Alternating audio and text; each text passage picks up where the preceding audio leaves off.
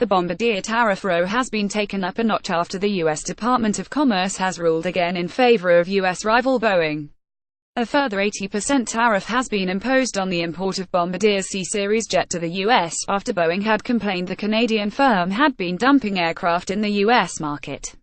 The hit is on top of an earlier tariff of nearly 220%, relating to subsidies Bombardier received from Canada and the UK.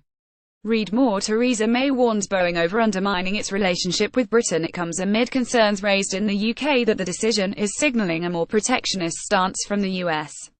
The chair of the International Trade Committee this week wrote to the Secretary of State for greater clarity on the Bombardier situation, asking whether the decision suggests the US is taking a more protectionist stance to international trade. Chair Angus McNeil raised his concerns in a letter to Liam Fox, saying the decision was entirely prohibitive to trade. Bombardier has said it strongly disagrees with the preliminary decision, with a final ruling in the case due next year. It said the department's approach throughout the investigation has completely ignored aerospace industry realities.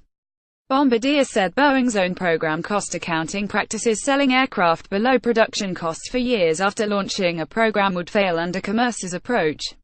This hypocrisy is appalling, and it should be deeply troubling to any importer of large, complex, and highly engineered products.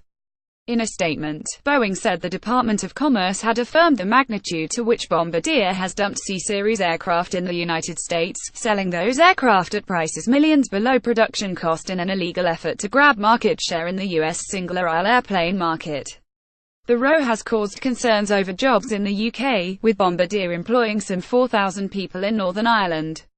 Unions have expressed worries that hefty tariffs will put off Bombardier from staying there at all. And the UK government has been vocal in its criticism of the decision, warning that it could jeopardize future deals with Boeing. Last month, Defense Secretary Michael Fallon said this is not the behavior we expect from Boeing and it could indeed jeopardize our future relationship with them.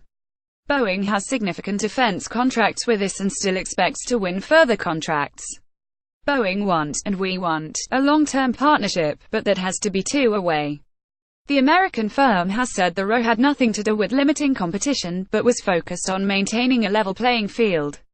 Read more. Trade Committee chair seeks answers over Bombardier tariff row.